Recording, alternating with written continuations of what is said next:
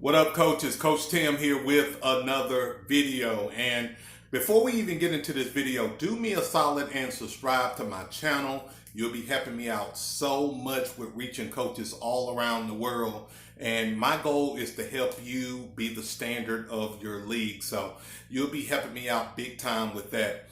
So with this video, guys, this one's going to be kind of fun and also informative for you because we're going to talk about what type of coach are you? And I'm going to help you identify the type of coach you are and areas you can work on. And also you're going to be able to identify your strengths as well because look, here's the truth of the matter. We're youth football coaches. We're not professionals as much as we may think we are.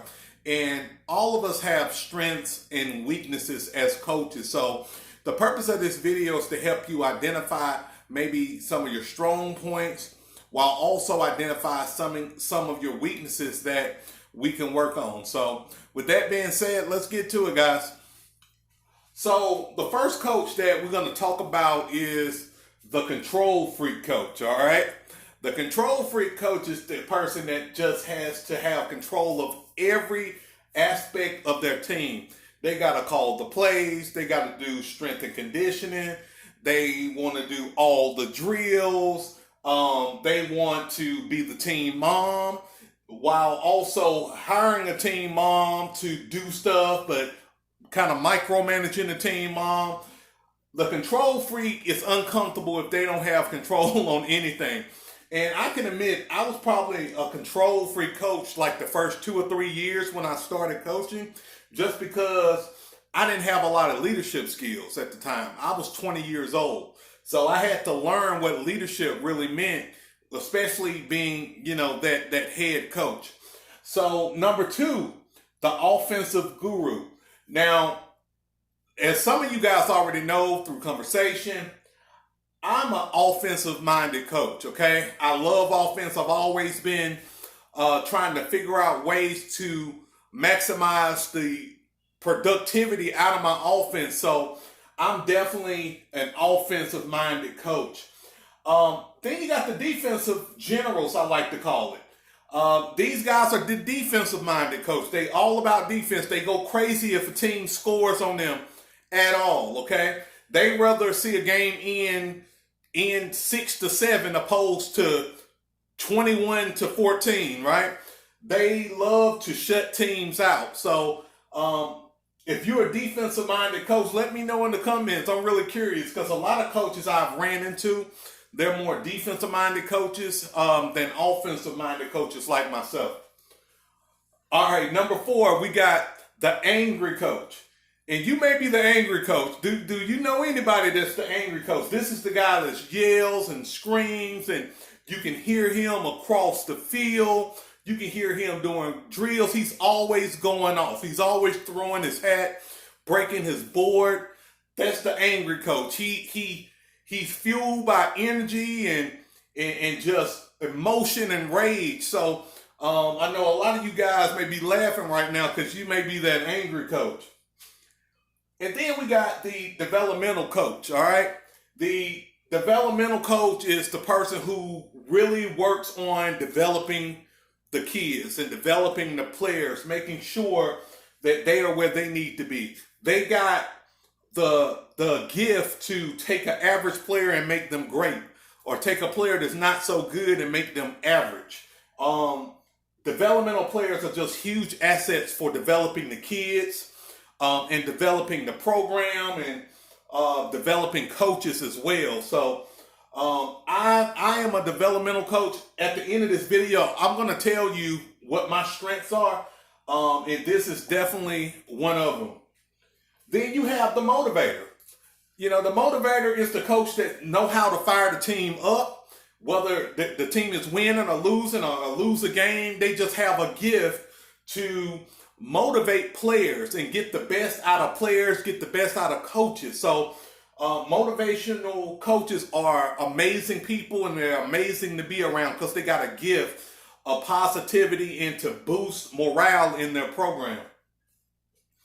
Then you have the cheater. And I had to call this one out because there are coaches who win based off of cheating.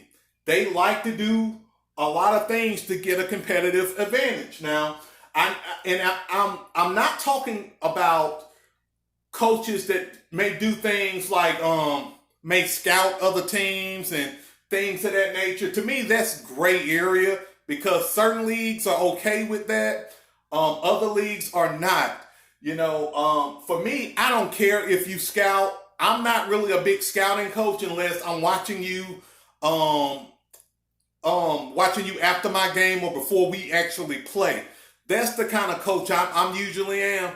But there are coaches who will switch jerseys or have kids playing that's way too old to play.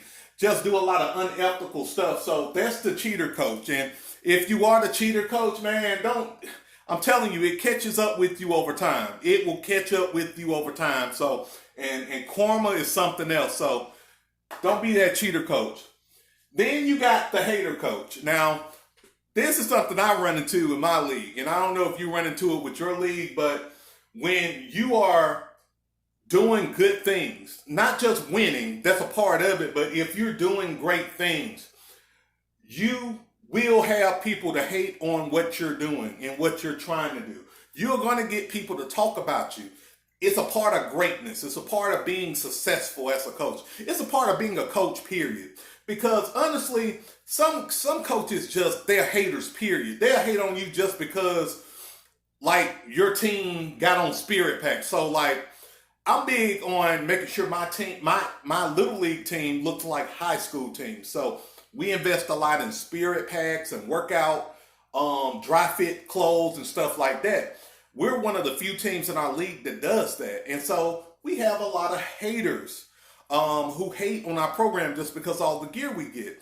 And, for me, I don't have a lot of respect for haters because it just shows me how insecure you are as a coach.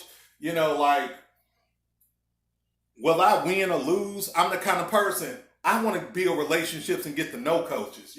I don't look at nobody as like a competitor to me in terms of, when we get on the field, don't get me wrong, I'm trying to win and I'm trying to dominate you. But at the end of the day, it's for the kids. So if you beat my tail, I'm going to talk to you and get to know you. And that's something about haters. Haters something about them that just bothers me because I think it's a level of insecurity you have to be a hater. But I'm not going to stay on this too long because I can make a video about this one by myself.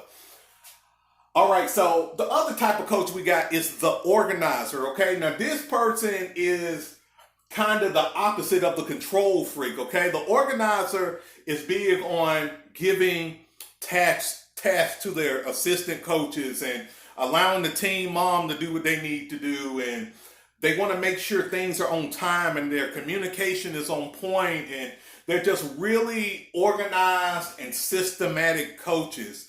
And they're great at running a program in terms of leadership, okay? Now, sometimes what organizers fail to do is that they may give somebody responsibility that may not be fully equipped to handle it. And, but at the same time, usually organizers got a great deal of development or motivation as well, which makes them just great coaches, and they create great programs. Even if they don't win championships, they just have phenomenal programs. And the last coaching type is the lazy coach, all right? The lazy coach is the one who start practice and they just sit there and watch the practice. They don't do the drill. They don't participate in the drills. They don't teach the kids in the place. They just watch to see what's going on, all right? And they can kind of be considered the organizer as well. But, I mean, like my high school coach, like, he was about to retire, and he was chilling. He was just lazy. He'll sit on the bleachers and talk all day long to other people, and he really don't have no clue as to what was going on at practice. And so you have some coaches who are just straight lazy coaches. So there you have it, guys. Those are the main type of coaches that we have. If I'm missing something, let me know. Now, as promised, I do want to tell you my strength as a coach. And again, usually you fit about 3 or 4 of these different types that I mentioned, okay? So for me, I meet about 4 of these requirements, all right? I'm an offensive-minded coach. I'm a developmental coach. I'm huge on development. I'm an organizer. My background is in human resource management, guys, so I'm really systematic and I'm big on making sure everything is in place and people know what's going on in my program. And some of my coaches may say I'm the angry coach at practice, okay? Because I can be big on perfection a little bit, but I'm gonna deem myself and say the control freak, because here's the thing. When I organize things a certain way, I'm expecting them to be ran a certain way, and I want to make sure things are in sync because it's a certain standard that I want to have in my program. So I will say I'm a little bit of a control freak when it comes down to that dynamic as well. So that's it, guys, with this video. If you enjoyed it, again, guys, please subscribe to this channel and like this video, guys. I really appreciate making this content for you. And with you liking or subscribing these videos, it just lets me know that you're getting value out of what I'm putting out there online. So again, guys, thank you so much for all that you do. If you got any questions, just let me know. Just send me a friend request on Facebook or shoot me a private message if you got a question, and we'll go from there. All right? This is Tim Whitehead with Youth Football Strategies. Peace.